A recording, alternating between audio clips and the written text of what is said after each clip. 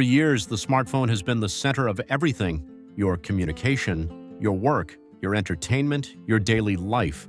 One device in your pocket, controlling almost every digital interaction you have. But right now, something subtle is happening. Not a sudden disruption, not a dramatic replacement, a quiet shift. And it's moving us away from smartphones towards something much bigger.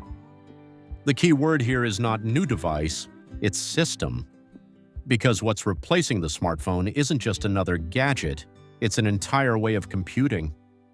To understand this shift, you have to look at what smartphones have become. They've peaked, not in usage, but in innovation. Every year, phones get slightly better, faster chips, better cameras, brighter screens, but the experience, mostly the same. Open apps, tap through menus, switch between tasks, the model hasn't changed. And that's the problem. Because while smartphones improved, everything around them evolved faster. AI got smarter, devices got smaller, connectivity got faster, and suddenly the idea of one central device started to feel limiting. So instead of replacing the smartphone directly, tech companies are doing something smarter. They're building around it, breaking its role into pieces, and redistributing those pieces across multiple devices. This is the first big shift, from one device to many. Think about it. Notifications move to your smartwatch, audio moves to your earbuds, health tracking moves to wearables. Smart home devices handle tasks in the background. Your car becomes part of your digital environment, and AI connects everything together. What used to happen on your phone is now happening everywhere. And that changes the role of the phone. It stops being the center and starts becoming just one part of a larger system. This is what's often called ambient computing, technology that surrounds you instead of sitting in your pocket. Always available, always connected, but not always visible. And that's where the second major shift happens, from interaction to presence. With smartphones, you have to act. Take it out, unlock it, open something, do something. But in this new system, technology is already there. You don't always need to initiate, you just exist within it. Information appears when needed. Tasks happen in the background.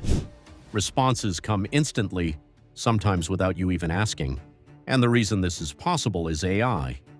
AI is the glue holding this entire shift together.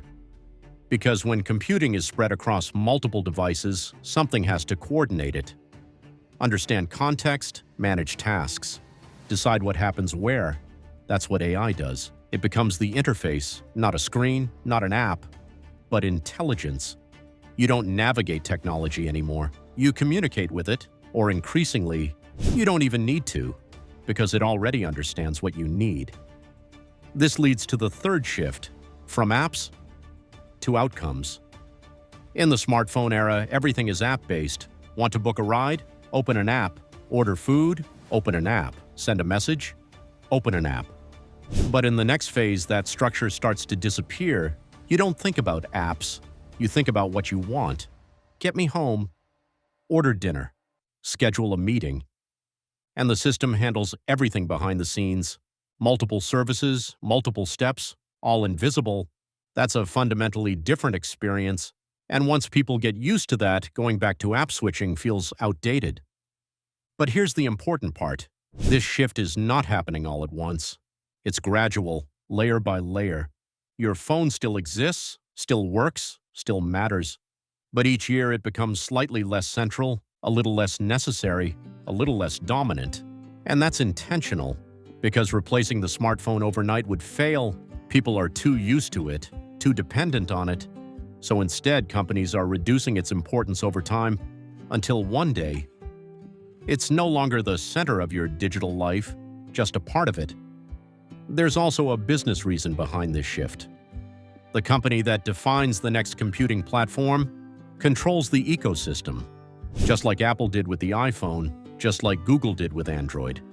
And right now, that next platform is being built, not as a single device, but as a connected system. Whoever controls that system controls how you interact with technology, how services are delivered, how data flows, and ultimately, how money is made. That's why every major tech company is investing in this space. Wearables, AI assistants, smart environments, connected devices, because they all see the same thing. The smartphone isn't disappearing, but its dominance is. And what comes next isn't just smaller or faster, it's more integrated, more intelligent, more invisible. But here's where things get really interesting. This shift also changes behavior. If technology becomes ambient, always present, then interaction becomes constant. The line between online and offline fades. You're no longer using technology, you're living inside it. And that creates both opportunities and risks, more convenience, more efficiency, but also more dependence, more data, more influence over how you think, act, and decide. And that's why this shift matters. It's not just about devices, it's about control, about who shapes the next layer of digital life. Because the future isn't about replacing your phone with something else. It's about making the idea of a single device feel unnecessary. And that's the quiet shift happening right now. Not loud, not obvious, but incredibly important. Because we're moving from a world where everything happens in your hand to a world where everything happens around you. And once that transition is complete, the smartphone won't disappear, but it won't define the experience anymore. Something bigger will.